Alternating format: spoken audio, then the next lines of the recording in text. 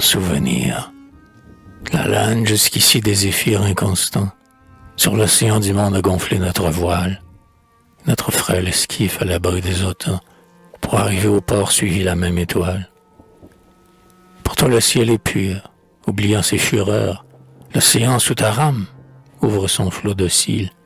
Le vent berce à demi ta gondole mobile. Et l'enfonce en riant la couronne de fleurs. Mais moi, qui vais tenter l'élément infidèle, moi, qui fuis le rivage et n'entends plus ta voix, courbant mon pavillon, arrêtant ma nacelle, je te salue au loin pour la dernière fois. Adieu, toi que j'aimais, mon âme solitaire retrouvait, pour ses chants, un écho dans ton cœur. S'éloigner d'un ami, c'est quitter le bonheur. Adieu, je serai seul maintenant sur la terre. Peut-être quelques jours, et ce sont là mes vœux, quand la jeunesse aura de sa main constante, sur ton front innocent bruni tes blonds cheveux, ta nef retrouvera ma nacelle flottante. Alors, rien ne pourra plus désunir nos amours, mais, comme l'alcyon sur des écueils sauvages, nous bâtirons un nid au milieu des orages, pour écouler en paix le reste de nos jours. Alors, du bonheur pour toi si la source est tarie, si ton cœur veut gémir ou prier en ce lieu, tu trouveras toujours, dans mon âme attendrie, des pleurs pour mes amis et des chants pour mon Dieu. Mais, si la mort avant vient fermer ma paupière, au cercueil, loin de toi, si je suis endormi, donne en pensant à lui, donne à ton vieil ami, au moins un souvenir et puis une prière. Et comme un saule vert, sur le bord du ruisseau, abandonne au courant quelques branches fanées. Ami, quand tu verras, penché sur le tombeau, s'effeuiller, jour par jour, tes rapides années. Quand, près de ton foyer, une troupe d'enfants, le soir, viendrait siéger au festin de famille, suspendu à ton cou, quand une jeune fille penchera son beau front sur tes longs cheveux blancs, en leur montrant mes vers, dis-leur, c'est l'héritage d'un poète ignoré qui n'a vécu qu'un jour, que je pleure à présent, que j'aimais à votre âge, et que j'irai bientôt retrouver à mon tour. Ce luth dont les accents vivront dans ta mémoire n'aura pas avenellement entre mes doigts frémis, car le port le plus sûr est le cœur d'un ami. Au milieu des écueils nous jette la gloire.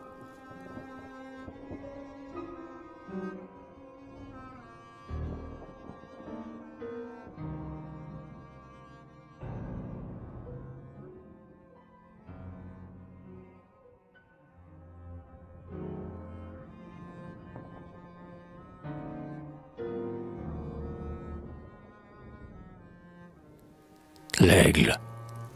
Le soleil était pâle. Une mer ondoyante enflait à gros flocons son écume bruyante et se brisait contre un rocher. Une île, au sein des flots, s'élevait en silence. Et sur ses bords déserts, d'où le vautour s'élance, glissait la barque du nocher. Alors on vit, au loin, se dessiner dans l'ombre, au milieu de l'orage, une figure sombre, avec deux éclairs dans les yeux.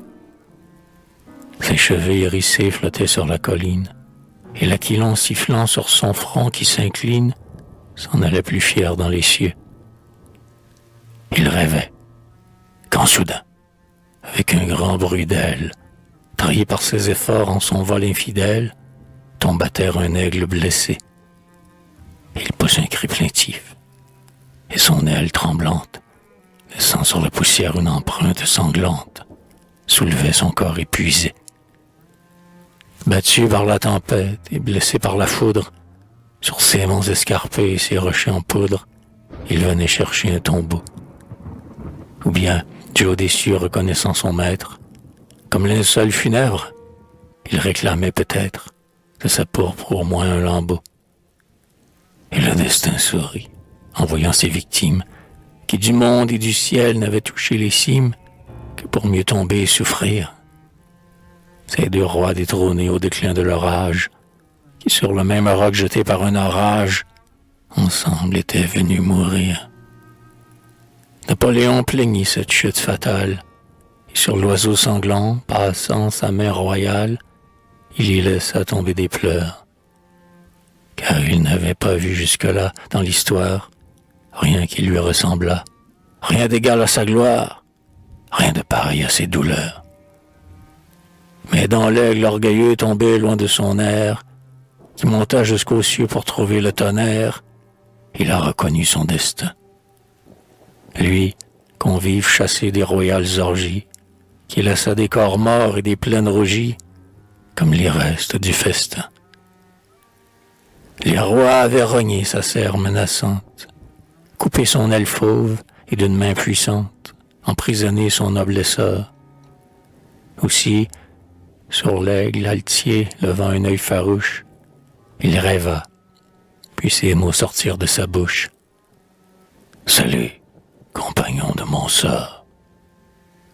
Comme toi, je naquis au milieu des orages, dans de noires forêts, sur des rochers sauvages, le vent balança mon berceau. De là je m'élançai, mais le ciel infidèle me laissa, pour punir une gloire immortelle, tomber vivant dans le tombeau. Ombre d'un empereur, je survis à moi-même, comme si d'un seul coup, le sort, ce roi suprême, n'eût pu me courber sous sa loi. Ou bien si l'Éternel, inventant un supplice, eût mis, pour châtier ma royale injustice, les mers entre ma gloire et moi. J'attelai à mon char la victoire essoufflée, d'orgueil et de fureur cette cavale enflée bondissait sur les reins bravés. Mais le flanc tout couvert de sueur qui ruisselle, un jour elle abattit, avec une étincelle, ses 4 fers sur le pavé. En la teignant de sang, j'ai fait de ma casaque une pourpre de roi. L'anglais et le cosaque en ont pris chacun un morceau. Pareil à l'homme-dieu cloué sur le calvaire, j'ai vu se disputer tous les rois de la terre pour les débris de mon manteau.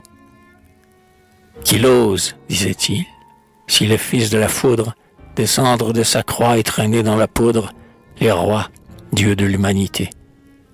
Et moi, serrant les poings, tout écumant de rage, j'essayais, mais en vain, car, en passant, l'orage m'avait pris ma divinité. Oh, ma mère eut vraiment une pitié cruelle. Pourquoi m'avoir nourri du lait de sa mamelle? Pourquoi sourit-elle à ma voix? Mais sentait-elle, alors, en devenant féconde, remuer l'avenir et les destins du monde dans son sein enfanteur de roi? Et puis mieux vaut encore avoir vécu ma vie, avoir vu de ces rois la vengeance assouvie, garder la cage du lion, se réveiller meurtri des coups de la tempête, et pouvoir dire après, en relevant la tête, c'est moi qui fus Napoléon. Chaque religion, déposant la tiare, baisait les pieds poudreux de moi, corse barbare. Je croyais avoir dompté Dieu. Je croyais, quand soudain de ce fait sublime, comme un ange maudit qui roula dans l'abîme, je me réveillai dans ce lieu. Aigle, dans l'horizon, peut-être que ton aile reprendra son essor, mais ma gloire éternelle ne revivra jamais pour moi. Pourtant, si je pouvais, comme un pâle fantôme apparaissant la nuit dans mon ancien royaume, l'éveiller au son du beffroi. Si mon souffle, ouragan qui la terre enveloppe, balayait en courant les trônes de l'Europe, si ces monarques tant vantés, qui dorment sur la pourpre un sommeil adultère, sentaient à leur réveil notre pied militaire fouler leur front épouvanté. Si jamais, mais déjà la nuit devint plus sombre, on entendit de loin, près des flots et dans l'ombre, retentir la voix du geôlier. L'empereur se leva, la main sur son front pâle, il s'avança muet, et la porte fatale retomba sur son prisonnier.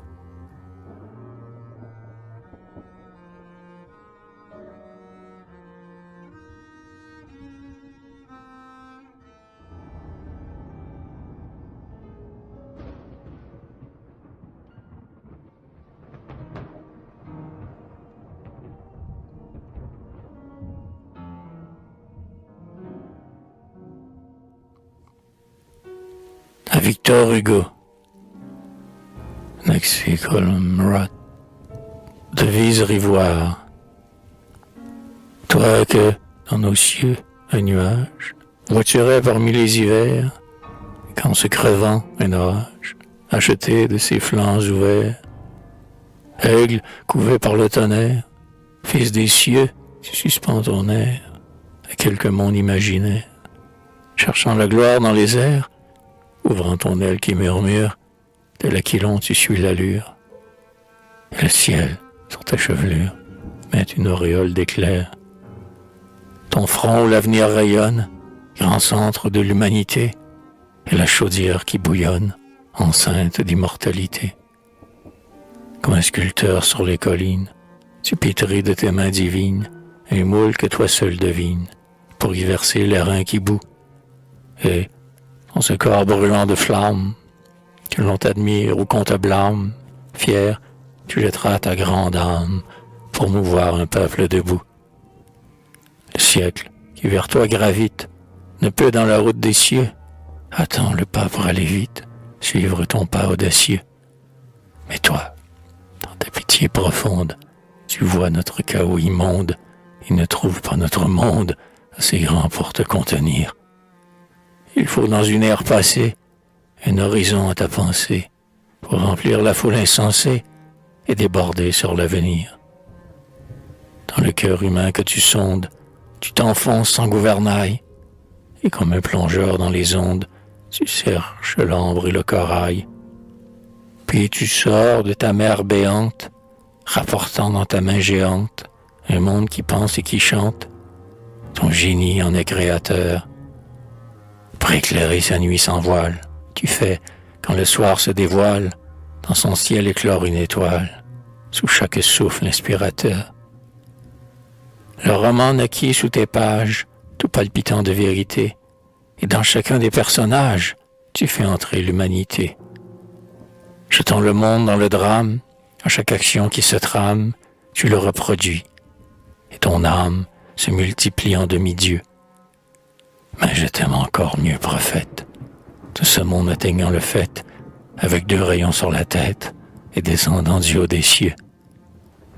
Le ciel fait place à ta pensée, dans son essor impétueux, et d'en bas la foule offensée baigne tes pieds majestueux, levant leur tête moutonneuse, les flots d'une bouche écumeuse, mordent ta base encore fumeuse. En tes mains prenant le fanal, géant, tu grandis dans l'orage, tu ris de l'autan qui t'outrage, mais le flot s'abaisse et sa rage n'atteint plus que ton piédestal. Courage, Victor, les grands hommes luttent longtemps contre le sort, et traînent dans le moule où nous sommes, leur génie, en le crevant, sort. Tout grand événement s'enfante. Avant d'en sortir triomphante, au fond de la fournaise ardente, bout une réputation. Il a fallu 15 ans de plainte, de sueur et de guerre sainte, pour que toute l'Europe enceinte accouchât de Napoléon. Je te voudrais une colonne, d'où, regardant dans l'avenir, tu lèverais une couronne sur le peuple qui doit venir, pour que de ce fait sublime tu puisses, pencher vers l'abîme de Napoléon sur sa cime, voir en face la majesté, pour que, comparant vos victoires, pour qu'unissant vos 2 mémoires, la France vit toutes ses gloires aux 2 coins de notre cité. Mais il faut traverser la tombe avant d'en sortir immortel. Ce n'est que quand un héros tombe que le temps lui dresse un autel. Vivant, la tempête profonde pour lui trouble le ciel et l'onde. Mort, son ombre envahit le monde. Sur sa colonne, sans affront, comme un fantastique prophète, dans le calme ou dans la tempête, il porte, sans baisser la tête, le ciel qui pèse sur son front. Comme le but ou bien la bombe, qui dans les cieux courbe un éclair, sous les palais creuse sa tombe, et, se crevant, embrase l'air.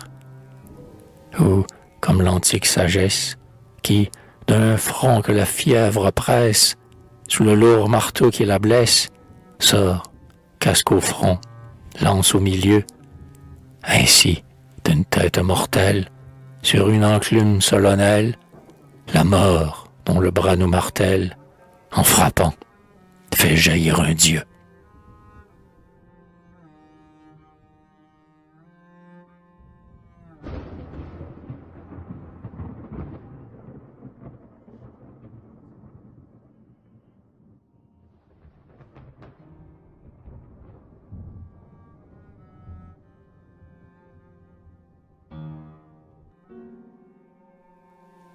Le château de Chazelet.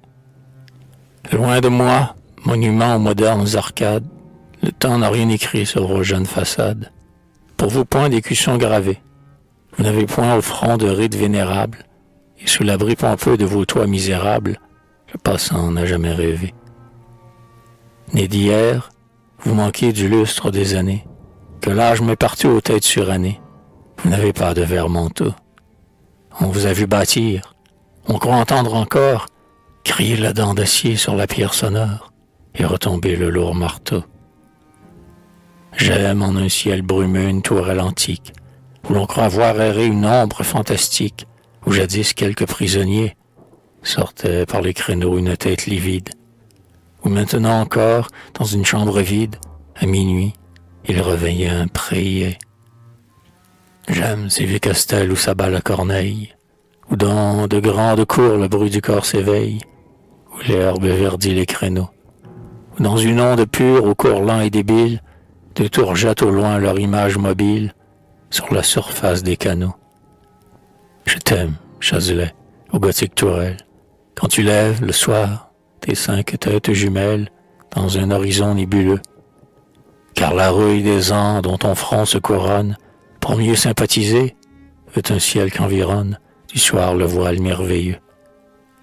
Le ramier soupire une plante fidèle, les vitraux effleurés reflètent l'hirondelle, et sous son toit inhabité, les corneilles d'hiver à la voix prophétique, les oiseaux fatigués d'une course aquatique réclament l'hospitalité. Son blason effacé, ses balcons solitaires, ses voûtes se courbant sur des salles austères, son front simple et mystérieux, ses escaliers obscurs et grimpant en spirale, ses 5 tours aiguisant leur flèche orientale, tout me charme et parle à mes yeux. Je crois que depuis peu, venu de Palestine, et tirant de son corps une voix argentine, s'arrête un jeune chevalier, que dans ses cheveux noirs le vent du nord murmure, et que, faisant frémir l'acier de son armure, il monte en tournant l'escalier. J'aperçois en esprit la jeune châtelaine, entr'ouvrant, pour le voir, ses fenêtres, à peine, pâle et rougissant tour à tour, laissant baiser sa main, et de ses doigts timides, autant au chevalier ses pesantes clamides, qu'allègent trop souvent l'amour. Et puis, j'aime me croire un magique trouvère, charmant par ses accords, la dame peu sévère, pour elle enlaçant ses couplets, mariant la musique avec la poésie, et dans l'ombre à travers la verte jalousie, lui glissant de furtifs billets.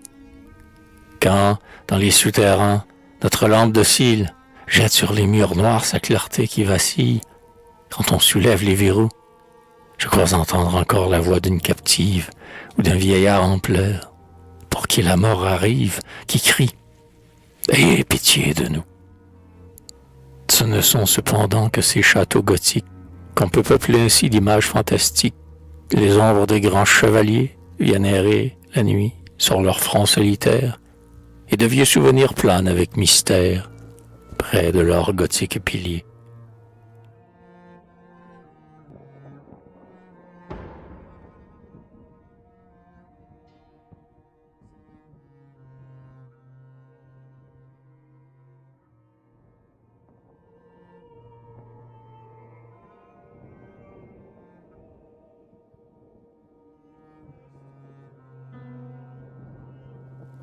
Qui donc a sur ton front mis ses voiles funèbres?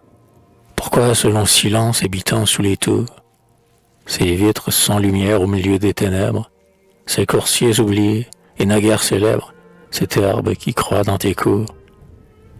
Le passant qui, de loin, voit ta face ternie, entre les bois touffus et les peupliers verts, croit que dans tes donjons, la vieille tyrannie voudrait encore renaître, ou qu'un mauvais génie habite sous tes murs déserts. Passant, monte avec moi ces marches sans lumière, et regarde là-bas ces champs encore fleuris. Ne vois-tu pas blanchir l'enclos du cimetière?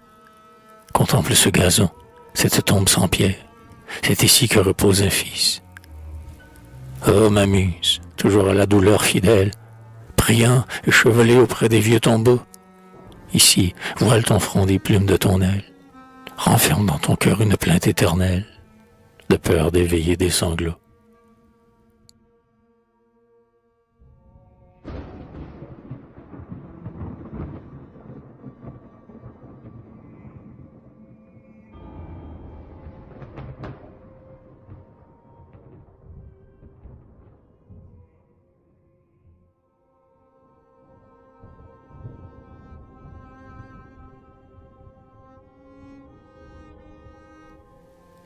Adieu, château que j'aime, ou tourelle gothique, qui m'accorda les droits de l'hospitalité, comme jadis fait rare, en des temps héroïques, du tasse encore errant reçut la pauvreté. Adieu, charmant pays, où, quand le jour s'éveille, je venais sous les bois chanter avec l'oiseau, où la muse, tout bas, parlait à mon oreille, et sa main dans la mienne entrait sous un berceau. Adieu, champ moissonné, adieu, verte prairie. Adieu, temple rustique entouré de troupeaux, où la foi s'agenouille, où l'innocence prie, où les morts, les vivants vont chercher le repos. Adieu, coursier fougueux, adieu blanche cavale, adieu dogue dans l'ombre, accourant à ma voix, des ondes de blonde vie, aux fontaines rivales, parcs ombragés de pins, tout silence des bois. Adieu, ni des oiseaux et vous blanches colombes, qui baignez votre plume aux ondes du lavoir, chaumière du hameau, sombre asile des tombes, avant que de mourir, puissais-je vous revoir? Puissais-je, lorsque l'âge aura courbé ma tête, venir près de ce port abriter mes vieux ans, et, comme un automnier, lassé de sa tempête, au rameau toujours vert mêler mes cheveux blancs? Vous serez loin alors, ô mes jeunes années, l'ombre de ces vieux murs noircira mon vieux front, et détachant du doigt mes guirlandes fanées, je serai prêt d'aller où les autres iront. Alors je vous relierai vers avec complaisance, j'irai dans ces beaux lieux chercher un souvenir. Je dirai, c'est bien là que ceci mon enfance, et dans le temps passé je croirai rajeunir. Terre qui me reçut, écoute ma prière. Quand j'irai de tes champs admirer la beauté, ne me refuse pas, au bout de la carrière, une longue hospitalité.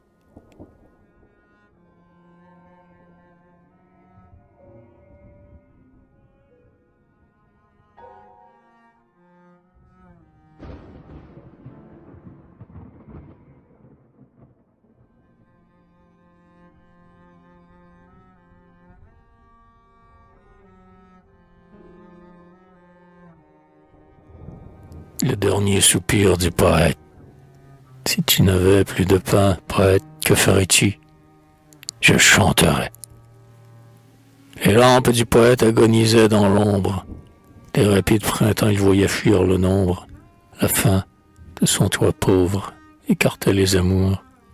Sa cruche se vidait, et couchait sur la paille. Il faut donc, disait-il, il faut que je m'en aille, avec le dernier des beaux jours. Mais l'enlirie, l'amour, l'espérance féale, j'enflais à mon aurore une bulle idéale. Papillon, je cherchais mon lit dans une fleur. Un sylphe me berçait sur son aile bénie. Comme un lit sans parfum, mon âme en harmonie s'évaporait, loin du malheur. Mais, fleur, j'ai vu sécher ma goutte de rosée. Au souffle des humains, ma bulle s'est brisée. Une abeille a sucé mon calice argenté.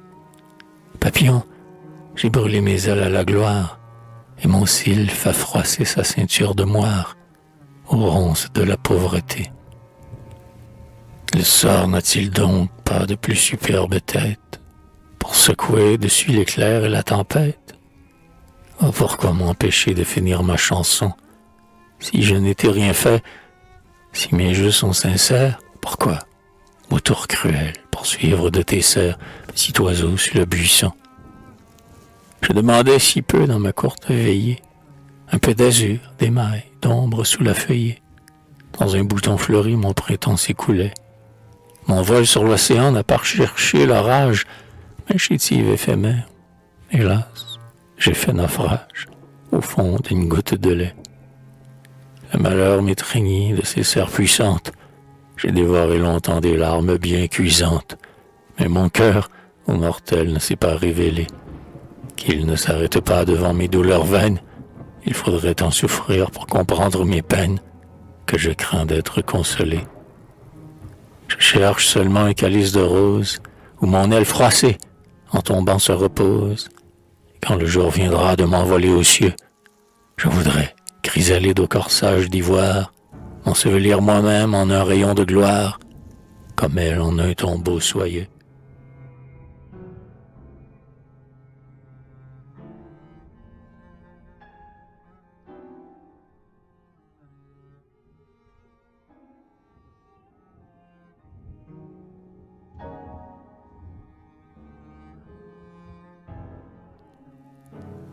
Lorsque l'on vint ouvrir la porte du poète, dans ses doigts languissait une lyre muette. Un souffle avait flétri sa couronne de fleurs. Comme un fruit tombé de son écorce verte, on voyait commencer sur sa lèvre entr'ouverte un son qui l'achevait ailleurs.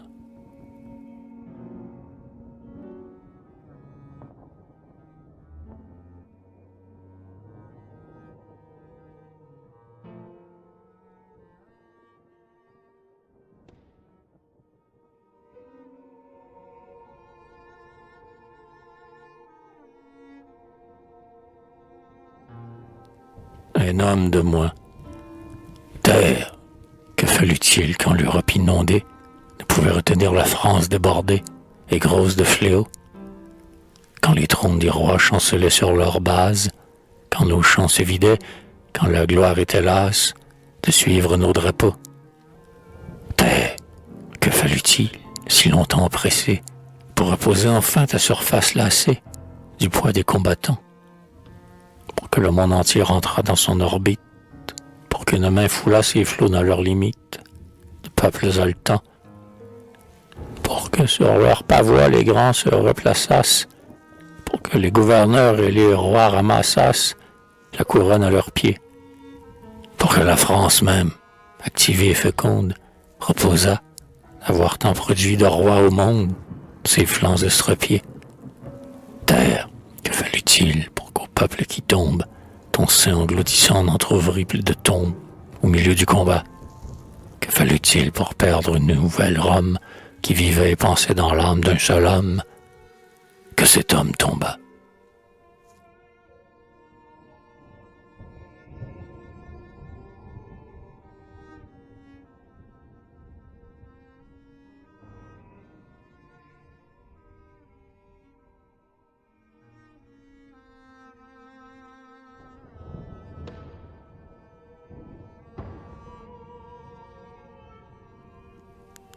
Les nuages. Tout retourne ici-bas à sa source première. Les eaux à l'océan, les feuilles à la terre, et les hommes à Dieu. La mort, comme un troupeau, les chasse avec sa verge. Ce monde est un passage, et le corps une auberge où l'on séjourne peu. Comme la goutte d'eau dans les airs s'évapore, l'âme, divin fluide et plus légère encore, remonte vers les cieux. Le corps qu'elle habitait retourne dans sa fange, et l'esprit ne pourrait retrouver, tant il change, son palais gracieux. Mais que devient notre âme? Éclatant météore, fait-elle dans la nuit redescendre l'aurore sur son char enflammé? Est-ce un nuage errant, ou bien brise légère, effeuille-t-elle encore la rose bocagère sur un front bien-aimé? Avez-vous quelquefois, couché sous les feuillages, vu passer dans le ciel un groupe de nuages, avec leurs ailes d'or? Avez-vous vu, la nuit, leurs formes fantastiques s'allonger et porter sur les clochers antiques leur humide trésor? Ne serait-ce donc pas leurs ombres éphémères qui voilent le soleil de leur pâle chimère, qui glisse en nageant, et sur les tendres fleurs de leur terre natale versent, en souriant, toute l'onde vitale de leur urne d'argent. Pour moi, lorsque la lune, avec ses pâles voiles, dans un ciel de printemps efface les étoiles, sous ses pas radieux, j'aime le front penché sur ma main qui s'incline, m'étendre solitaire au front d'une colline et regarder les cieux. Le vent souffle dans l'air, alors chaque nuage d'un ami qui n'est plus me retrace l'image, éveille un souvenir. Je les vois tous passer, quelques ombres chéries, épangent sur mon front leur douce rêverie et parlent d'avenir. Les unes font frémir des robes agitées, d'autres livrent au vent leurs barbes argentées qui tombent en flocons. D'autres, jetant sur nous leurs voiles diaphanes, s'inclinent mollement comme un lys qui se fane, penche dans les vallons. Voyez blanchir là-bas cette vapeur humide qui fend l'horizon bleu de son aile timide et s'approche de moi. Ange qui m'a souri dans ce désert du monde, avec tes yeux d'azur, avec ta tête blonde, Gabriel, est-ce toi? Te souvient-il encore qu'en ce lieu solitaire, voici bientôt 2 ans, quand tu quittas la terre, tu laissas une amie? Viens-tu, pendant la nuit, au céleste nuage, me rappeler son nom, réveiller son image dans mon sein endormi? Que me veut donc là-haut cette grande ombre blanche qui passe dans la nuit et dont le front se penche sur mon front incliné? Elle semble vouloir gémir à mon oreille, un nom qui meurt toujours sur sa lèvre vermeille, mais que j'ai deviné. Élise, c'est donc toi, Vénombre, tu repasses, au lieu qui de nos pieds garde encore les traces, sur leur gazon fleuri. Puis, regardant pensive une verte chaumière, tu dis, c'est donc bien là que j'éclose la paupière, près d'un frère chéri. Ah, souviens-toi de moi, dans ta sphère angélique, éclaire d'un rayon mon front mélancolique, et parle-moi des cieux. Dis-moi quand nous pourrons, en sortant de la vie, dans le sein du Seigneur, ô ma céleste amie, nous retrouver tous deux. Passez dans votre ciel, passez, ombre chérie, ne vous arrêtez pas sur ces plaines flétries, dans cet horizon noir. Mais bientôt, quand l'hiver aura blanchi ma tête, je prendrai mon essor, battu par la tempête, et j'irai vous revoir. Alors, recevez-moi dans vos palais humides, et nous pourrons errer le soir dans les cieux vides, sans nous quitter jamais. Et nous irons ensemble au sommet des collines, verser le souvenir sur ces âmes divines et ces cœurs que j'aimais. Tu passes en courant, trop rapide nuage. À peine on voit blanchir et courir ton image sur les flots inconstants. Mais tel l'homme ici-bas l'ombre bien passagère, s'enfuit et disparaît dans sa course légère, poussé par les automnes.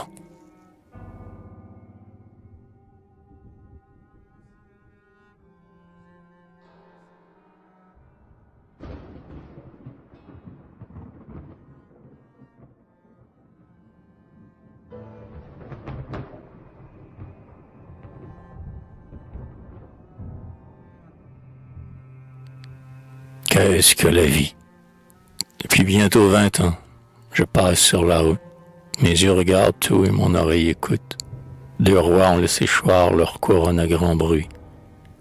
J'ai vu tout pouvoir vain, cette gloire éphémère, et la fleur qui bourgeonne cette plante amère ne fait jamais de fruits. L'Europe a donc 15 ans sué sans prendre haleine, pour qu'un homme, à la fin, mourût à Sainte-Hélène. C'est là le dénouement de ce drame profond. Le peuple maintenant, orient de ce qui tombe, nous dit « Il faut marcher. » Où va-t-il? À la tombe. De tout, c'est là le fond. Soulevez donc le monde avec votre génie. Moissonnez, en courant, une gloire infinie. Jetez les rois à bas pour monter à leur rang. Et vous aurez un jour, si le sort vous seconde, pour reposer à l'aise au vaste sein du monde, un sépulcre plus grand.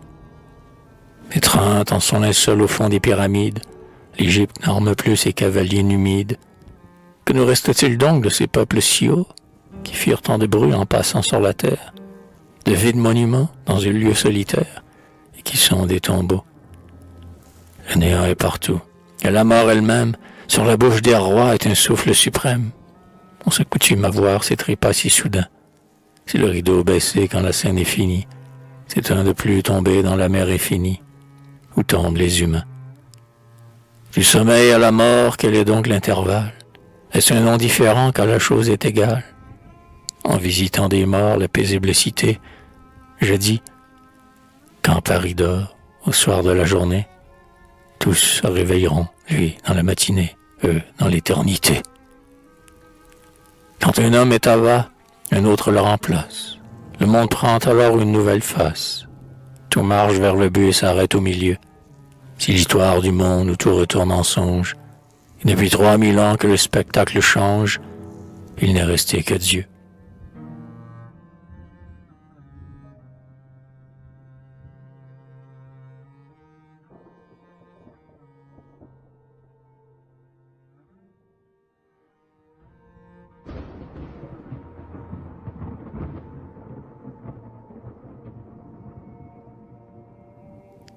La solitude. Ouais, voici bien les lieux que fréquentait Élise. C'est ici tendrement que résonnait sa voix. C'est là, c'est sur ce banc que je la vis assise, pour la dernière fois. Pourtant, rien n'a changé. L'onde capricieuse coule aussi mollement sur les gazons fleuris, et des bois effeuillés la brise harmonieuse emporte les débris. Au lever de l'aurore, un diamant pétille sur la rose entr'ouverte et le lys qui blanchit. Et, entre les rameaux, un doux rayon qui brille, dans l'eau se réfléchit. Mais à mes tristes yeux, la terre est moins fleurie, le printemps plus tardif, les berceaux moins couverts. Ce bois semble plus grand, la moisson plus flétrie, les peupliers moins verts. Il me faut un ami pour goûter la nature. Je voudrais un cœur pur qui comprime mes penchants et qui vit avec moi cette jeune verdure dont se parent nos chants. Une voix qui me dise « Oh, que la lune est belle, que ces arbres sont verts et que le ciel est bleu. » Une main que je presse entre ma main rebelle en murmurant « Adieu. » Et mon cœur isolé de tout être qui pense s'attache aux compagnons de son exil muet, comme l'écume au flot de l'océan immense et l'abeille au bleuet. Tout ce qui vit me plaît, la cigale qui chante, l'insecte qui bourdonne avec un léger bruit, et l'oiseau qui gémit une plainte touchante près de son nid détruit. J'aime même le bruit d'une onde qui retombe, ou bien, laissant errer mes pas irrésolus, alors je pense aux absents, aux amis de la tombe, que je ne verrai plus.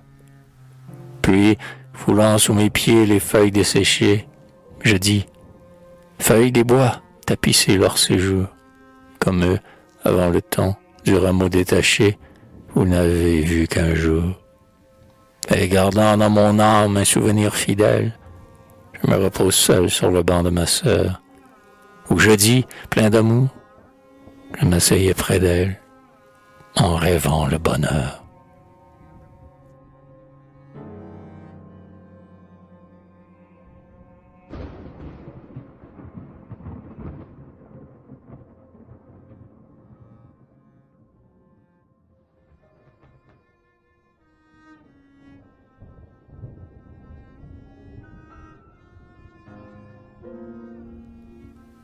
Napoléon au passage des Alpes.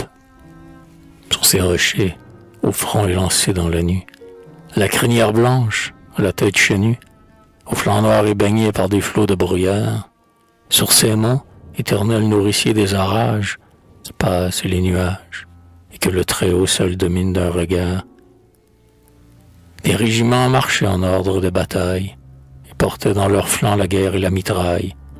Même l'on aurait dit qu'escaladant le ciel, ils allaient de nouveau pour lui ravir la foudre, et que les monts en poudre crouleraient sous leurs coups, ceux de l'Éternel. Tête de ce grand corps, Bonaparte, en silence, planait comme un vautour sur l'horizon immense. De l'Europe à ses pieds, il se croyait le roi. Il disait plein d'orgueil: ces rochers sont mon trône, le ciel est ma couronne, le monde est marchepied que je foule sous moi. Pour mieux jouer en paix de sa fierté profonde, il voulut bivouaquer sur la tête du monde, et baissant son front pâle et croisant ses deux bras, il se mit à rêver qu'au sommet de la Corse, aigle essayant sa force, il avait mesuré l'univers en 3 pas. Mais relevant les yeux, il vit dans un nuage, devant lui se dresser une funèbre image. Son teint était noirci du soleil africain. Ses longs cheveux flottaient sous son casque barbare, et la fortune avare ne laissait aux guerriers qu'une bague à la main. Salut, noble soldat, dit le pâle fantôme. Du monde comme toi, j'allais faire un royaume. Attaquant un colosse avec des bras d'airain, j'ai branlé fortement les entrailles de Rome, et j'étais le seul homme qui regarda de front le peuple souverain. Ces monts couverts de neige, aux flancs dépouillés d'herbe, ont, sous mes pieds vainqueurs, courbé leurs fronts superbes. Les rochers devant moi dissolvaient leurs glaçons. Le ciel, entre mes mains, avait mis son tonnerre. Mes pas troublaient la terre. Mon regard gouvernait et changeait les saisons. D'un peuple de marchands, j'avais fait une armée. Le monde était étroit pour notre renommée. Rome vit sous ses murs flotter nos étendards, mais arrêté tout court par la haine publique, comme un lion d'Afrique. Sur ma proie, en lâchant, j'ai tourné mes regards. Insupportable aux grands par ma grandeur passée, ma main les a vengés de leur gloire effacée. Oh, toi qui vas tenter le destin des combats, si tu te crois un dieu pour vaincre dans la lutte, souviens-toi de ma chute. Monter plus haut, un jour tu dois tomber plus bas. Alors il disparaît dans son nuage sombre, et Bonaparte voit s'approcher une autre ombre. L'orgueil romain brillait dans son œil menaçant. Il tenait dans ses mains les chaînes populaires. Ses membres consulaires rougissaient sous la pourpre et sous son propre sang. Salut, soldat heureux, qui forge ta couronne. Moi je suis ton égal. Ce que le sort te donne, il me l'avait promis. Je n'avais plus qu'un pas pour, avec mes 2 mains, prendre le diadème. J'étais au rang suprême, mais la fortune alors dit: je ne le veux pas. Comme toi, j'ai franchi ces montagnes géantes. J'ai vu Rome à mes pieds, ces cités béantes. J'ai de mes bras puissants étreint la liberté. Mais elle, dans mon sein, enfonça son épée, et près du grand Pompée, j'ai dû, pouvoir humain, montrer la vanité. Comme moi, tu régis un peuple qui fut libre. Tu tomberas de haut si tu perds l'équilibre. Prends garde, en l'usurpant, d'abuser du pouvoir. Ne laisse pas du front tomber ton diadème, car tu choirais toi-même. Adieu, dans 19 ans je viendrai te revoir.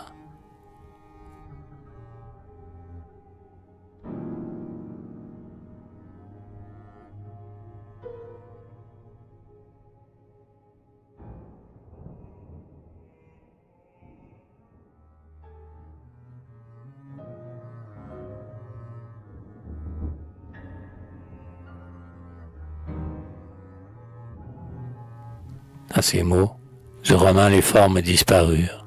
Autour du soldat franc les ténèbres s'accrurent. Puis il eut 3 flambeaux. Ils éclairaient des morts l'obscurité profonde, et se levant chacun dans 3 pays du monde, brûlaient sur des tombeaux. L'un montrait un jeune homme étendu sur l'arène, l'autre un Carthaginois dont la rive africaine n'avait pas eu les eaux. Et le 3e enfant, un grand sépulcre vide, étendu près du bord et dans une île aride, comme un lit de repos. 2 noms étaient inscrits en sanglants caractères. César était celui du chef couché par terre, loin de son bataillon. Hannibal se lisait sur sa tombe entr'ouverte. Le sépulcre debout sur la rive déserte était encore sans nom.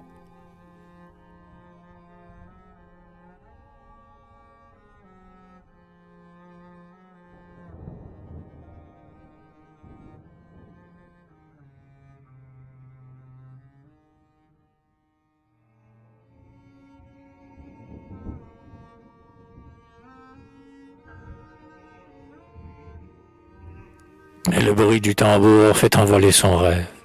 Comme un homme pour lui, tout un peuple se lève. Pour franchir l'Italie, il ne fait que 3 pas. Et ces 3 pas sont des victoires. De tous, il dépasse les gloires. Il dit pourtant, comme eux, je ne tomberai pas. Plus tard, un Italien couronna son front large. Son armée arpenta le monde au pas de charge. Mais un jour, par hasard, son bonheur s'en alla. Il n'a laissé qu'un nom. Et dans l'Europe vide, on dit, il a passé. Mais sur un roc aride, les voyageurs s'arrêtent et murmurent, il est là.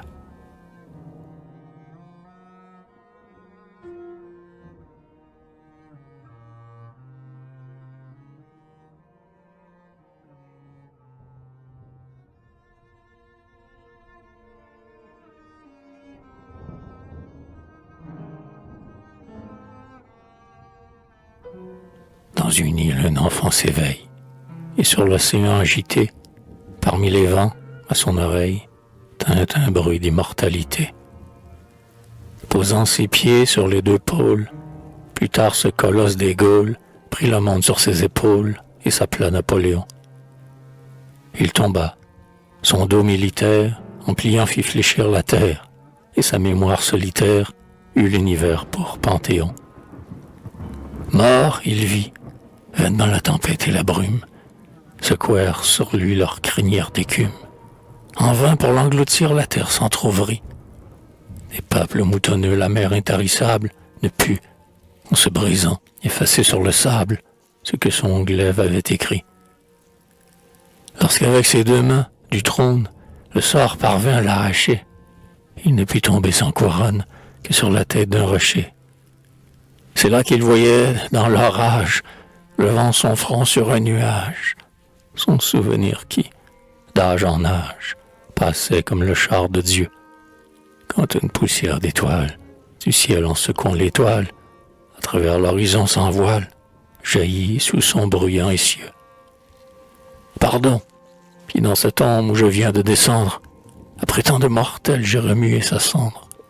Comment voudriez-vous qu'il ne fût pas chanté? Le siècle est assourdi du bruit que fait cet homme qui, d'écho en écho, s'enfonce et tombe comme un poids dans l'immortalité. L'enfant dans ses chants le fredonne, les étrangers savent son nom, et sa gloire sur la colonne s'est fait bronze avec leurs canons. Pour nous, poètes que nous sommes, de quelque nom que tu le nommes, nous devons nos luttes aux grands hommes, portion de divinité. Car sans jamais mourir ni naître, en se renouvelant peut-être, l'Éternel accomplit son être dans celui de l'humanité. Mais ces dieux de la terre, en remuant le monde, en entassant toujours dans un abîme immonde, ruine sur ruine et lambeau sur lambeau, en rendant tout cœur las et toute oreille sourde du bruit de leurs exploits, n'ont pu faire plus lourde la poussière de leur tombeau.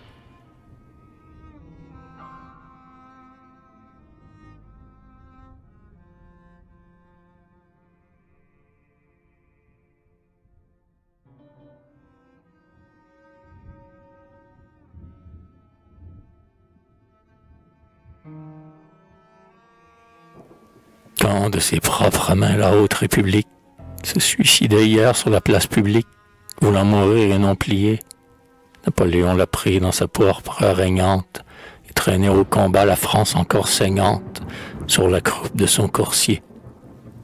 Sa tête dans les airs penchait échevelée, et les balles trouaient sa robe violée, du Louvre au Grand Escurial.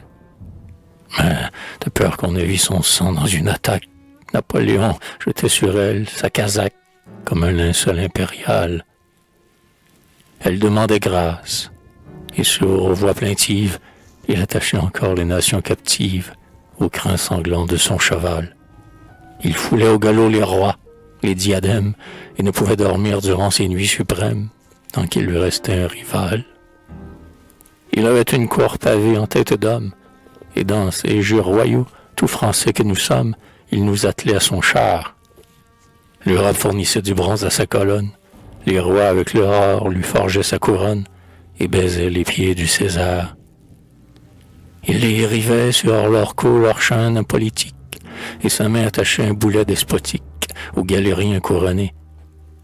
Mais un jour il tomba. Les rois dans la carrière virent encore longtemps, empreints sur la poussière, ses pas de gloire environnés. La France paya cher les malheurs d'un seul homme, et les Goths se ruant sur la nouvelle Rome foulèrent son corps amaigri. Le Cosaque suça la France ensanglantée, et le pâle Germain la traîna garottée pour l'attacher au pilori.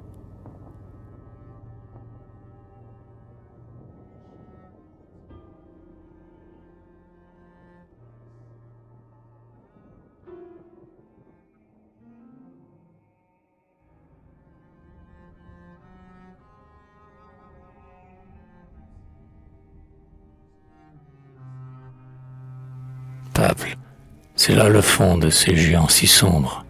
Leurs gloires sont toujours enceintes de décombres. La pourpre des grands rois fournit plus de lambeaux, et ces convulsions qui tourmentent la terre laissent sur son sol nu dans la nuit solitaire moins de lauriers que de tombeaux. Le néant qui s'attaque aux choses souveraines creuse sous le pouvoir ses mines souterraines, rit de voir sur son front danser l'humanité. Puis, un jour englouti, en allumant sa foudre, les trônes chancelants, les empires en poudre, dans le sein de l'éternité. Encore ne faut-il pas, pour submerger ces têtes, de grands débordements ni de hautes tempêtes. La mort suffit, de tout c'est là le sombre écueil. Il est triste à penser qu'il n'y a pas d'exemple de nom si colossal ni de gloire plus ample qui ne tienne dans un cercueil. La mort est, voyez-vous, une républicaine qui prend aux couleurs rois sous leur pourpre africaine. En autant et pivot, elle meut les États. Et la noire cimetière et son hôtellerie, où s'en viennent coucher, en sortant de la vie, les manants et les potentats. Ces faits sont transparents, en laissant voir derrière qu'il y a quelque chose au bout de la carrière. On rêve à l'éternel en voyant tout finir. Ce monde a pour qui pense une si mince écorce que chaque pas qu'on fait sur la vie avec force nous enfonce dans l'avenir. Plus que tout autre, il faut que le grand homme meure. Le corps est à son âme une pauvre demeure. Que voulez-vous qu'il fasse, étreint dans ce bas lieu? Son front en méditant grossit et se dilate, mais de l'humanité quand l'enveloppe éclate, il ne peut plus tenir qu'en Dieu.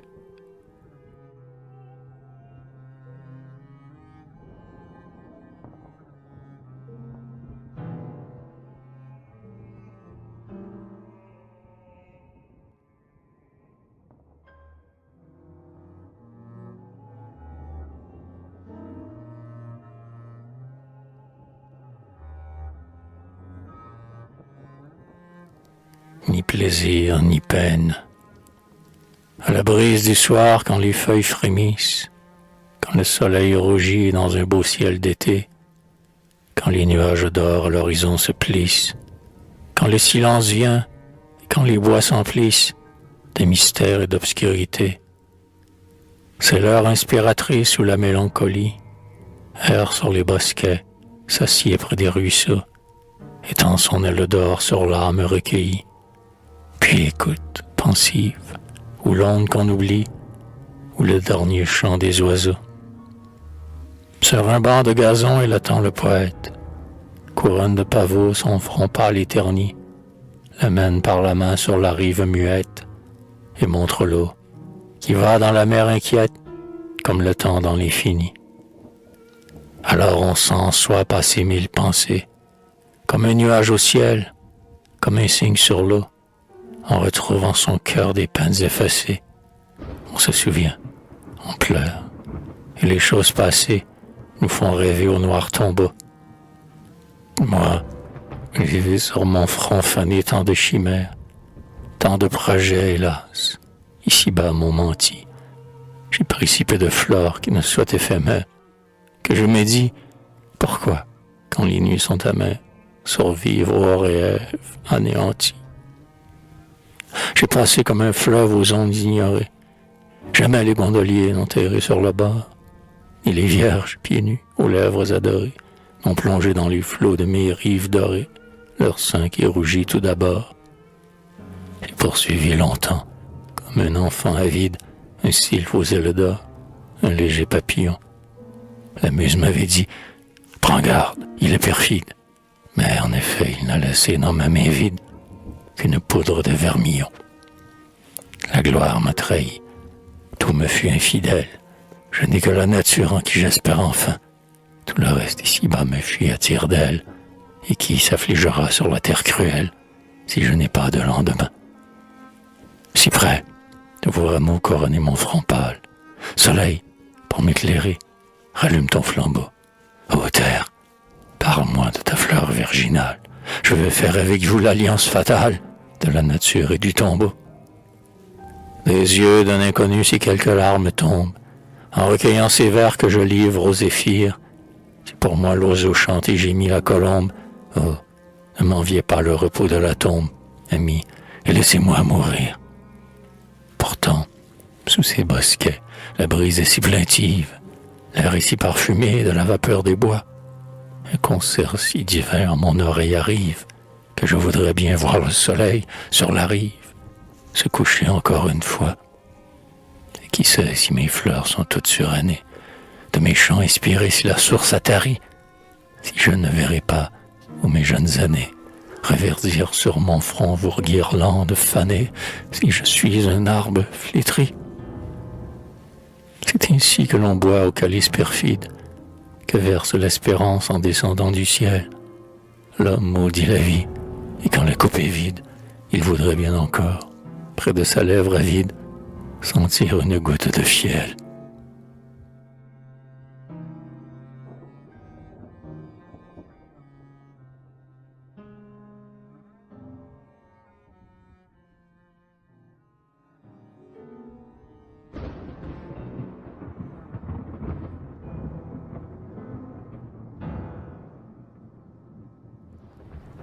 Paris au réverbère, Paris dort. Avez-vous, nocturne sentinelle, gravi, minuit sonnant, le pont de la Tournelle? C'est de là que l'on voit Paris de fange imbu. Et comme un mendiant ivre près d'une cuve, le géant est qui ronfle et qui râle et qui cuve le vin ou le sang qu'il a bu. C'était donc aujourd'hui fête à la guillotine. Un homme, ce matin, dressait une machine sur la place où là-bas le sang est mal lavé. Au peuple qui hurlait comme autour d'une orgie, le bourreau là se jetait avec sa main rougie, une tête sur le pavé. Et puis voici surgir la vieille cathédrale, avec son front rugueux et son bourdon qui râle, comme un large vaisseau portant l'humanité. Déployant ses deux mâts, avançant sa carène, elle semble être prête, en labourant la reine, à partir pour l'éternité. Entendez-vous dans l'ombre aboyer les cerbères? J'aime à voir dans les flots briller les réverbères. C'est un concert de nuit, c'est la grande cité. Avec ses yeux de feu qui de loin me regardent, c'est la voix d'une ronde ou le fusil d'un garde qui passe dans l'obscurité. Pendant que je suis là, que de haine assouvie, c'est le fils du linceul couvrant sa mère en vie, le vieux magicien interrogeant l'enfer. La veuve qui poursuit quelques passants qui rôdent et se vautre avec lui dans la couche encore chaude d'un époux qui vivait hier. Mais, à tombe perdue dans la cité béante, je suis seul, pas de main à ma main suppliante ne s'unit. Non, pour moi, pas de souffle embaumé, pas un regard de miel, pas une lèvre rose, pas de sein où mon front fatigué se repose, et je mourrai sans être aimé. Si, du pont dans les flots, ma tête la première tombait, des bateliers, quand viendra la lumière, porteraient à la morgue un cadavre inconnu. Et demain seulement, ma pauvre et vieille mère, en roulant dans ses yeux une douleur amère, se pencherait sur mon corps nu. Une voix par derrière, en riant, me tutoie. Un bras lassé fini dans l'ombre me coudoie. Une femme, en passant, que je n'ose toucher. Plus vile sous mes pieds que la fange du monde, avec un sein qui gonfle, avec un rire immonde, me dit « Ange, viens donc coucher. » Oh, profanation, quelle pensée amère, l'amour, ce don du ciel qui se vend à l'enchère. On n'a plus pour dormir d'ombre sur les chemins. Au lieu d'un papillon, on prend une chenille. On ne peut rien toucher, ni la fleur ni la fille, sans avoir de la boue aux mains. Oh, que Paris elle est, sous ces sombres nuages, que j'ai souvent rêvé de longs et beaux voyages. J'aimerais tant le ciel, tes palmiers d'Orient, la gazelle qui fuit à l'ombre des platanes, et sous un débrodé les magiques sultanes qui regardent en souriant. Ou, dans un vieux donjon, ma muse châtelaine vide près du foyer sa coupe de vin pleine. J'ai des vassaux, le soir, qui parlent du vieux temps. Un ami vient s'asseoir près de l'âtre fidèle. Je vois à ma fenêtre un nid où l'hirondelle doit revenir pour le printemps.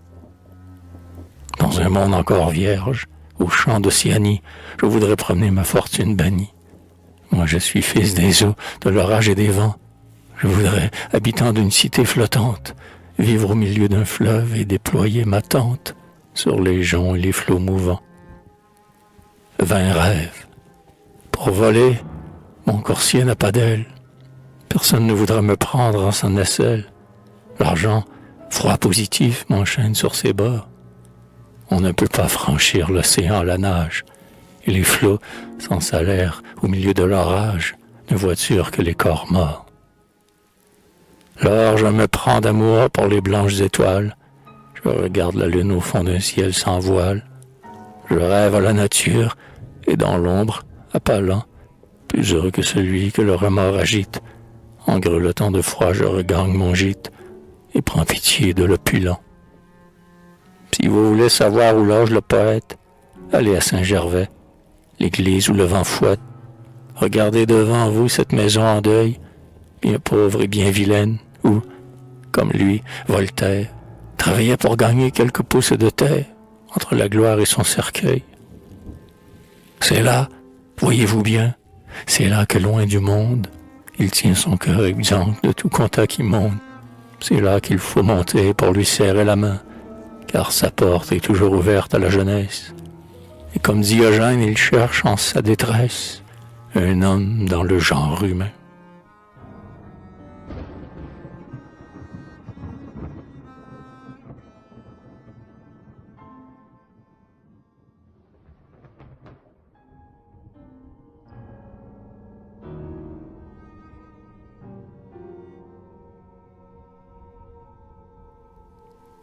L'orage. C'était un beau spectacle au milieu des ténèbres. La lune qui sortait de ses voiles funèbres et qui glissait entre deux tours. L'orage qui là-bas s'avançait dans les nues. Le château qui voyait de ses têtes chenues l'éclair sillonnait les contours. Les arbres balancés par le vent qui murmure, qui secouait la nuit leurs longues chevelures avec un bruit religieux. La cloche du hameau qui tintait l'agonie et l'écho qui mêlait une sombre harmonie à ce concert prodigieux.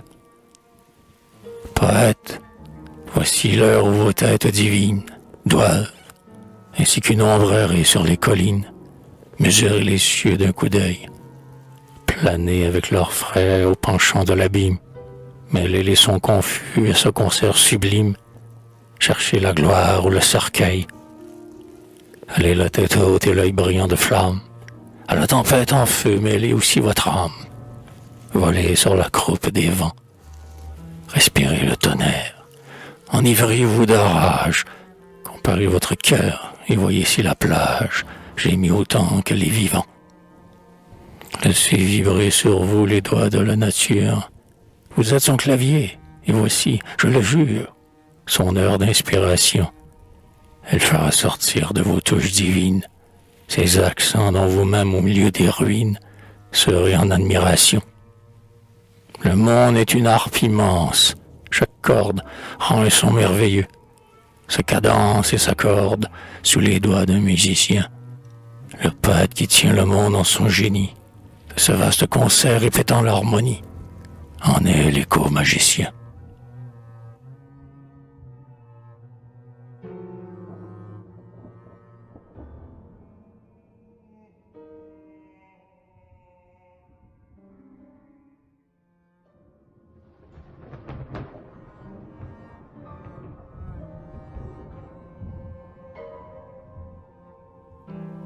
fête Dieu, à la baie de Lamennais. L'air est pur, le ciel sans nuages, l'aube rend la rosée aux fleurs et blanchit entre le feuillage. Le vallon reprend ses couleurs, sur le lys l'abeille bourdonne, l'oiseau vole et chante en tout lieu, et de loin la cloche qui sonne annonce la fête de Dieu. La route se jonge de lierre, et déjà le voile de lin blanchit les murs de la chaumière. Le pauvre, que suit l'orphelin, vient prier le Père du monde. La bergère, dans les guérets, cache sa chevelure blonde sous la couronne de bleuets. De l'encens l'urne balancée frémit en sons harmonieux. La Vierge, à la voix cadencée, suit la pompe en baissant les yeux. Des fleurs volent sur son passage, et ses frères viennent chacun offrir leur cœur modeste et sage, comme un beau vase de parfum. Le long du sentier solitaire, la mère, pour son nouveau-né, demande à Dieu sur cette terre un sort tranquille et fortuné. Sa prière est un doux sourire, sa main effeuille quelques lys, et son regard a semblé dire « Père, bénissez votre fils ». Sur les guirlandes effeuillées, sur les tapis et les rameaux, sur les roses qu'on a cueillies, Jésus passe dans les hameaux. Comme au jour du pèlerinage, il n'a pour reposer ici que le creux du rocher sauvage, les bois ou le sein d'un ami. Ouvrez-vous, auguste portique, devant les pas du Tout-Puissant, ébranlez-vous, cloches antiques, sur le temple retentissant. Qu'aujourd'hui votre voix sonore annonce et proclame en tout lieu, devant un peuple qui l'honore, le triomphe de notre Dieu. Pour immoler à quelque idole, le vainqueur de l'Antiquité montait jadis au Capitole. Des larmes de l'humanité, sa gloire était environnée, et le barbare inglorieux marchait, tête découronnée, devant le char victorieux. Du Sauveur ce jour est la fête, partout il a, sur son chemin, retracé les pas du prophète, guidé l'aveugle par la main, visité l'humble et le malade, béni les champs, l'arbre greffé et l'eau pure de la cascade. C'est ainsi qu'il a triomphé.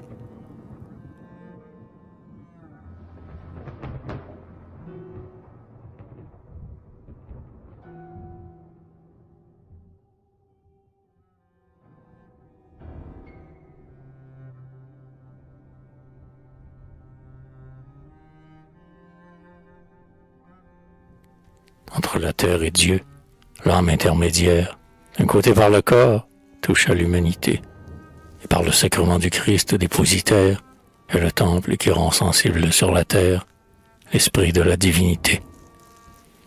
Alors de la nature immortelle est le prêtre, centre de l'univers, son cœur est un autel, où la création se soumet à son maître. Sa prière est l'écho que la voix de chaque être fait retentir vers l'éternel. Prophète, il peut chanter. Une invisible force soulève les transports de son cœur agité. Sa muse est l'Esprit Saint, sa parole est l'écorce, où sous l'attrait humain d'une futile amorce s'enveloppe la vérité. Le monde est un grand corps, la mer est sa ceinture, sous la tente du ciel son front est abrité. Deux yeux toujours ouverts éclairent la nature, les forêts dont les airs bercent sa chevelure, son âme est la divinité. Mais l'homme, reflétant ces divers phénomènes, voyant Dieu par son âme et les cieux entr'ouverts, sondant de l'océan les voûtes souterraines, portant en lui le poids des choses surhumaines, est un monde dans l'univers. Le ciel même obéit à sa voix si profonde, et quand il a parlé descend dans le saint lieu, l'Éternel a rendu l'immensité féconde en prononçant un mot. Le sien créa un monde, prêtre, le vôtre enfante un Dieu.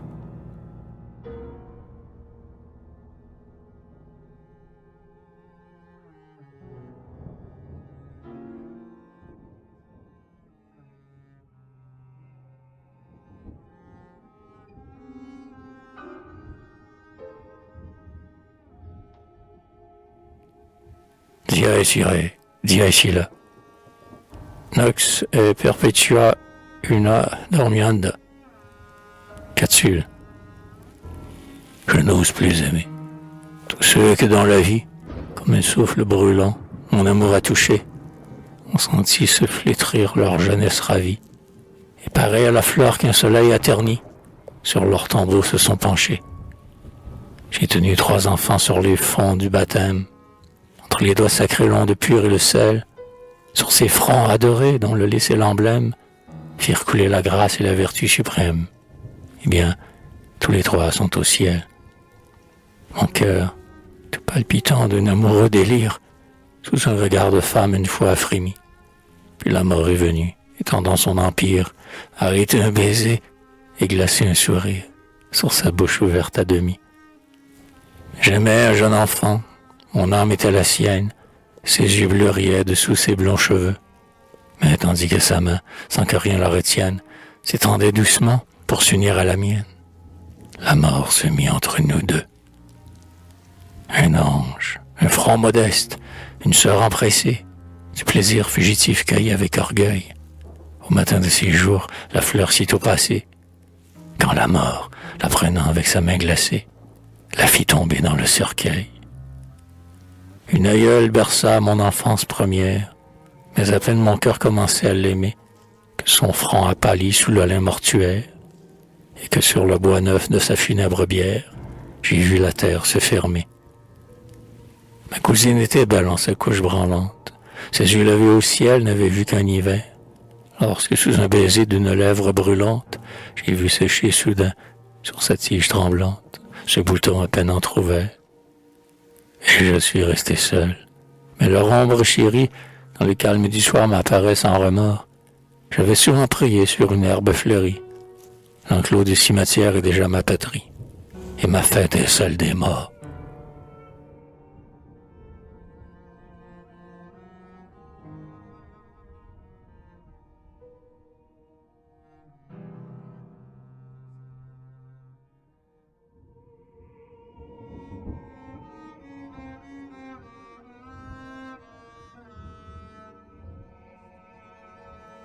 Le sabbat. Ô peuple, savez-vous, c'est l'opprobre du monde, qu'au sein de vos cités râle une orgie immonde. Minuit sonne, écoutez, c'est l'heure du sabbat, où des vieillards quinteux, couronnés de folie, font d'un pas chancelant s'ouvrir dans la lie, la passion qui les abat. Le vin, en écumant, dans leur coupe ruisselle, tous les yeux enivrés lancent une étincelle. Leur corps appesanti et de débauche lourd tombe. Tous ces pourceaux se vautrent pêle-mêle, et de la volupté faisant une gamelle, roulent sur l'or et le velours. Attirés par l'odeur, les chiens sont à la porte, qui hurlent. Les buveurs disent, que nous importe. Pour qu'on puisse sans brûler mettre la raison, on leur jette des os à ronger sur la terre, et s'ils veulent grogner, un gardien les fait taire en les cognant de son bâton. Ce n'est pas tout encore. Pour compléter la fête, il leur faut une femme, un sein blanc, une tête, à froisser sous leurs mains. On appelle un valet. Amène-nous ici la première venue, jeune, belle, modeste, à la poitrine nue et blanche, à la taille qui plaît. Elle avance en tremblant, dans ses mains pudibondes, mais son front qui rougit et ses mamelles rondes, eux de rire, en chantant de lui tenir les bras, avec des doigts lascifs dénouant sa ceinture, de fleurer sur son corps la débauche et l'ordure, comme un vautour sans le trépas. Elle est nue, avec bruit la foule l'environne, c'est à qui sous les pieds sèmera sa couronne, à qui l'étouffera de baisers inhumains, quand elle n'en peut mais. Pour achever leur orge, ils posent en vainqueur leurs genoux sur sa gorge, ou dansent en frappant des mains. Elle est là, demi-morte, et la tête qui penche. Des stigmates d'horreur souillent sa robe blanche. Plus d'un baiser impur sur sa lèvre est gravé. Puis leurs bras étreindront sa poitrine gonflée, jusqu'à ce que bientôt cette femme essoufflée agonise sur le pavé. Entourée de parfums et de lumière vive, ce banquet, c'est la cour. Les rois sont les convives. Les dogues aboyant dans l'ombre avec fierté, c'est le peuple en émoi, la femme échevelée, qu'ils ont brutalement meurtrie et violée. Cette femme est la liberté.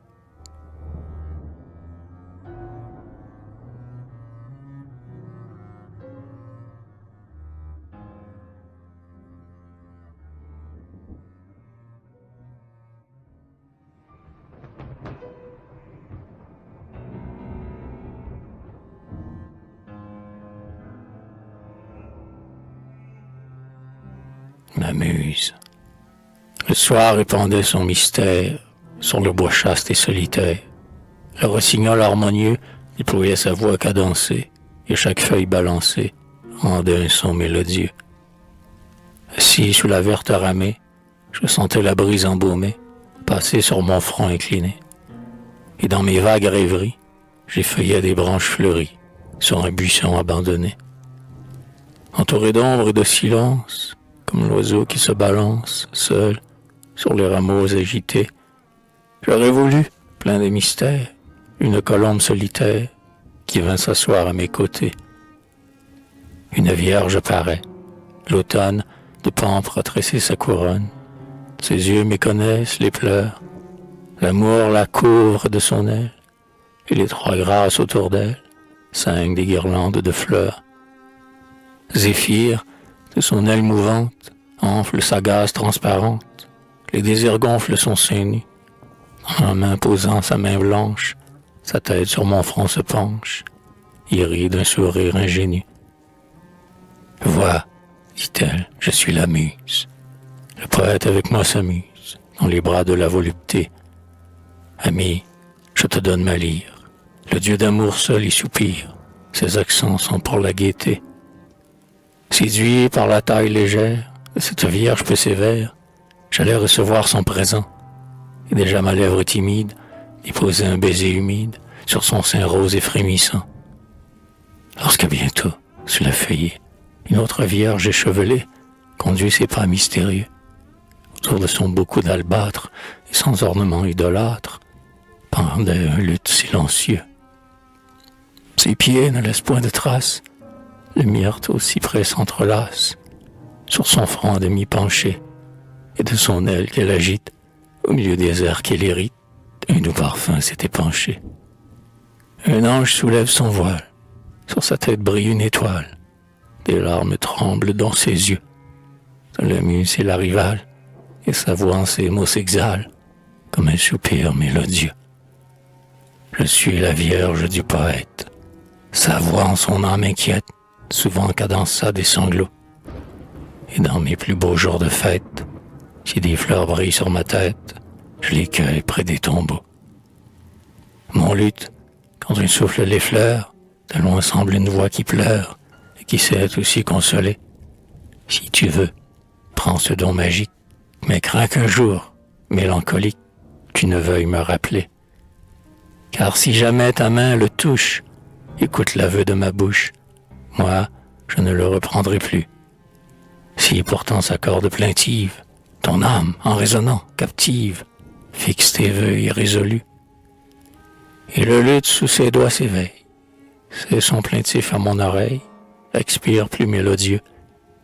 Elle s'envole, son luth tombe, je la suis comme une colombe, elle était déjà dans les cieux. Parmi les pleurs, la lyre amollie, ou de pâles fleurs embellies, a rendu de sombres accents. Triste en la voyant se détendre, souvent j'aurais voulu la rendre, mais hélas, il n'était plus temps.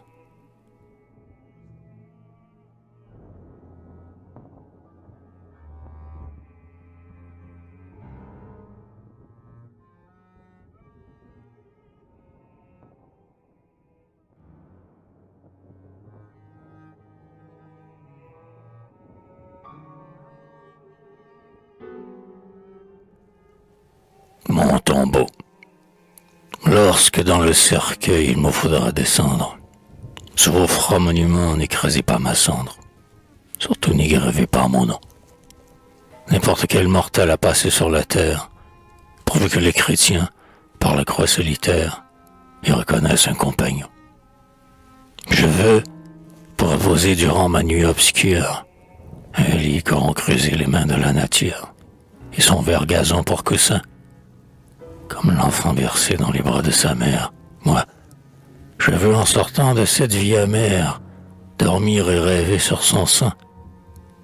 Qu'elle orne mon tombeau des fleurs sitôt fanées, que les feuilles des bois par le vent moissonnées tapissent mon dernier séjour.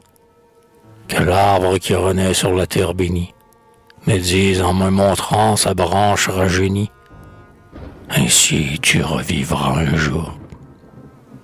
qu'il se lève au penchant d'une verte colline, pour qu'aux heures du soir, quand le soleil décline, il lui jette un dernier coup d'œil, pour qu'au matin, les fleurs humides de rosée, inclinant sur mon front leur tête balancée, pleurent autour de mon cercueil. Qu'un ruisseau passe auprès, que l'oiseau qu'on repousse y suspend son nid de duveil de mousse, loin des embûches des vivants. Si tout autre m'oublie, au moins quand le jour tombe, qu'il me reste ici-bas, pour veiller sur ma tombe, un cyprès qui frémit au vent. Suspendez au rameau une lyre brisée, pour que le doux zéphyr et la brise glacée en tirent de sombres accords, pour que, durant la nuit, la Vierge échevelée fasse entendre des sons au pied du mausolée, triste comme la voix des morts. Qu'un banc de verre gazon sous l'ombrage s'élève, pour que le passager s'y repose et qu'il rêve que, grave et dans un saint transport, regardant ses pieds, ils disent « Je voyage, des peines du chemin après un long orage, un jour ce sera là le port. » Alors, ombre du ciel, parfois quand le jour tombe, je reviendrai m'asseoir à côté de ma tombe, avec ma robe de vapeur. Je me rappellerai les peines de la vie, et puis, par les enfants vainement poursuivis, je fuirai sans leur faire peur.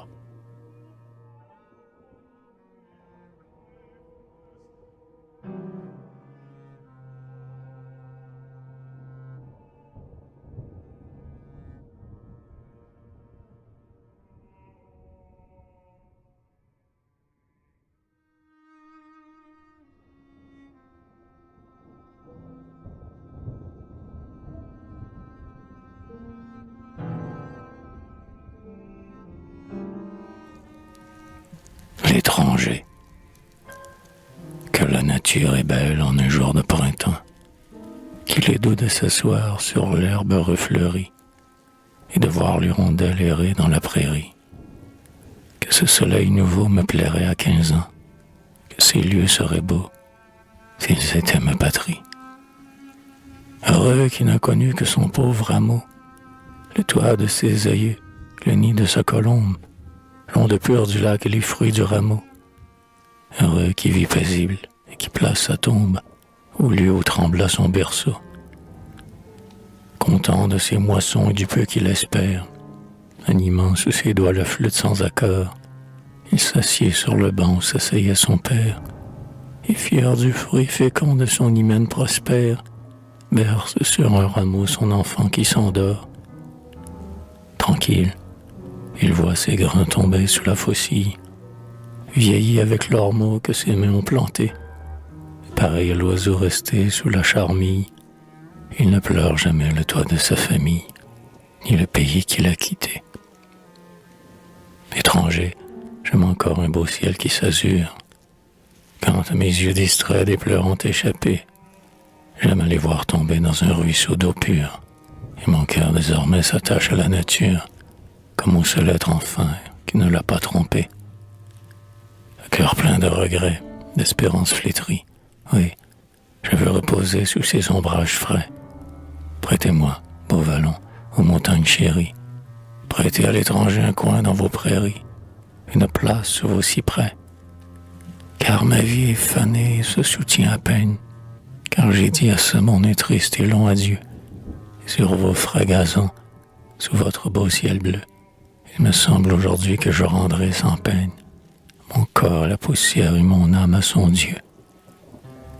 La brise sur ma tombe effeuillera la rose, la colombe plaintive chantera le soir, l'hirondelle ira boire au ruisseau qui l'arrose.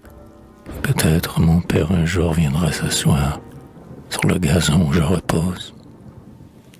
Courbez-vous, long rameau, sur ses cheveux blanchis. Chantez, oiseaux du ciel, vierge de la vallée. Dites-lui qu'en ces lieux je m'asseyais jadis.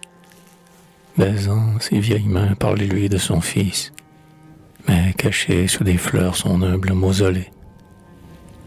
Et puis, si quelque ami que je pleure aujourd'hui, cherche un jour le repos au sein de la retraite. Quand de mes tristes jours le dernier aura lui, qu'il vienne dans ces lieux, et qu'heureux il s'arrête, sous l'arbre où je pensais à lui.